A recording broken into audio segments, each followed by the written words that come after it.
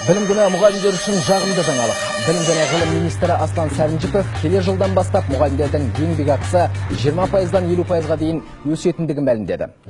Ұстаздар үшін жағымды жаңалық. Бүгін білім және ғылым министрі елордадағы алғашқы қоңырау шарасына қатысқанда қос тілде сабақ беретін мұғалімдердің жалақысы көбейтілетінін айтты. В этом году мы разработали. Биыл жаңа ережелер енгізілуде. Мұғалімдердің біліктіліктерін өсіргенде жалақысы да өседі. Бюджет қаралған сайын бір жақсылық болар ма деп елеңдеп отыратын екеу болса бірі мұғалім.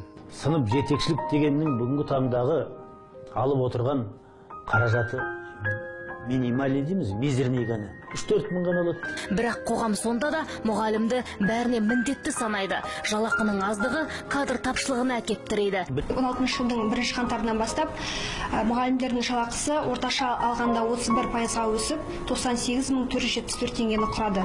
98.474. Енді оның 10% салыққа, 10% зейнетақы қорына кетеді. Сонда 75 мыңның төңірегінде жұмысқа енді орналасқан жас маман 1 жылдан 3 жылға дейін 56-57 мың көлемінде жалақы алады. Мұғалім мәртебесін көтергіміз келсе, алдымен жағдайын жасау керек дейді зейнеткер ұстаз Сәуле Ахметжанова. Бәрі қымбаттап жатқанда педагогтардың әлі күнге дейін 30 мың теңге айлық алатында жасырын емес.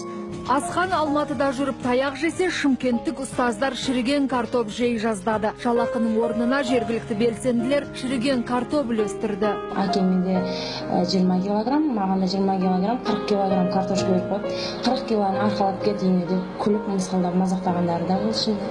Бұл екі оқиға әрине жекелеген жағдай, бірақ біздің қоғамның ұстазға деген көз қарасының көрсеткіші. Дәл қазір балаңыз не істеп отыр? Сізбен бірге теледидарға телміріп, я компьютер алдында немесе планшет шұқылап отыр ма?